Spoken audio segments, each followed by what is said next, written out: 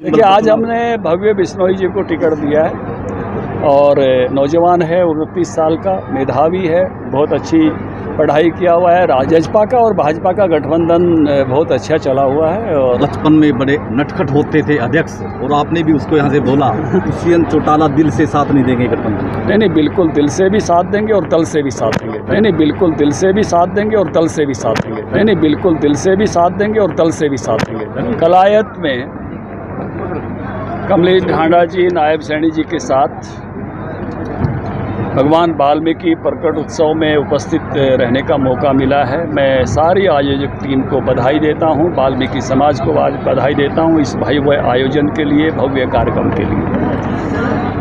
भगवान वाल्मीकि रामायण के रचयिता हैं, आदि कवि हैं, और मैं कहूँगा कि भारत में सबसे ऊंचा कोई मूल्यों का ग्रंथ है, वैल्यूज़ का, तो रामायण है।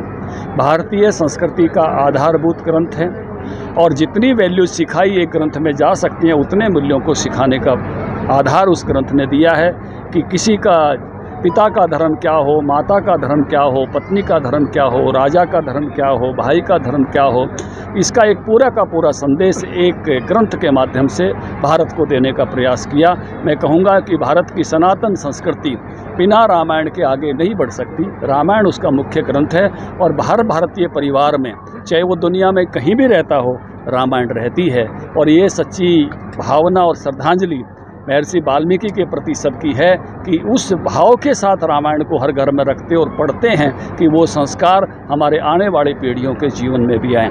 राजनेताओं के लिए भी संदेश है, राज करने वालों के लिए भी संदेश है कि जो राम राज्य की कल्पना महर्षि वाल्मीकि जी ने की है कि जिसमें कोई दैहिक तापा ना हो, कोई मानस तापा ना हो, कोई भौतिक तापा नहीं हो, कोई सम्मान के अभाव में दुखी नहीं हो, कोई बीमारियों से दुखी नहीं हो और कोई मान सम्मान के अभाव में भी दुखी नहीं हो, सबका मान सम्मान हो। तो ऐसी जो संकल्पना है, ऐसी गजब की है कि मुझे लगता है कि और 1000 साल बाद भी चुनाव होंगे तो हर कोई राजनेता खड़ा होकर यही कहेगा कि जो संकल्पना दी है इस आधार पर हम राज लाना चाहेंगे, काम करेंगे। तो बहुत गजब की संकल्पना ये है, जीवन के हर क्षेत्र को छूती है रामायण।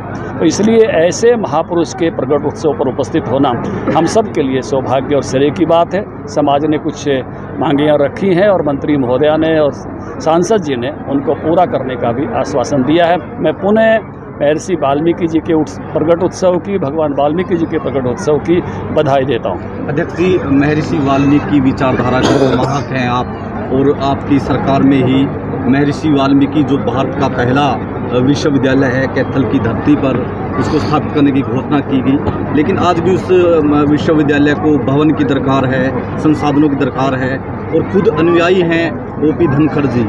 इस मांग को कितना पुरजोर तेजी के साथ विश्वविद्यालय डेवलप हो रहा है। जो नए विश्वविद्यालय बने हैं वो सारे विश्वविद्यालय तेजी के साथ डेवलप हो रहे हैं। ये भी बहुत भव्य विश्वविद्यालय बनेगा, उनके व्यक्तित्व के अनुरूप बनेगा। और निश्चित रूप से मुझे लगता है कि जो प्राचीन ग्रंथों का अध्ययन है, स्वाध्याय है, और उसको आधुनिकता से जोड़ते हैं, क्योंकि वैल्यूज़ की हर समाज में हर समय ज़रूरत होती है, केवल स्वरूप बदलते हैं। जैसे अभी मैंने थोड़ी देर पहले बोलते हुए कहा कि उस समय में राम का व्यक्तित्व वो एक उस स्वरूप में था कि भरत उनके प्रतिनिधि बने। आज राम का स्वरूप हम कहते हैं गाम और राम, जनता में जनार्दन है।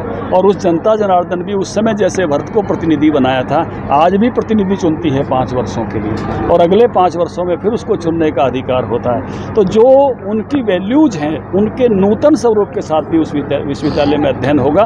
बड़ी तेज़ी के साथ उस पर काम चल रहा है। अध्यक्ष जी, ये चर्चा है कि बचपन में बड़े नटखट होते थे अध्यक्ष, और आपने भी उसको यहाँ से बोला, और जो हरियाणा की राजनीति का परिदृश्य है वहाँ उसकी रहनुमाई वो कर रहे हैं। और हरियाणा में उपचुनाव भी है और पंचायती राज व्यवस्था के चुनाव भी होने जा रहे हैं। ये चर्चा है सियासी गलियारों में कि पूरी तरह से बांध के रख दिया है चक्रव्यूह जो रचना रची गई है, चुनावी व्यू रचना जो धनखड़ जी द्वारा रची गई है, कि वहाँ दिखते रहेंगी दूसरे दलों को भी, जिस प्रकार आपने कहा। देखिए, आज हमने भव्य बिश्नोई जी को टिकट दिया है और नौजवान है, 29 साल का, मेधावी है, बहुत अच्छी पढ़ाई किया हुआ है, राजनीतिक अनुभव भी है, लोकसभा का चुनाव लड़े थे।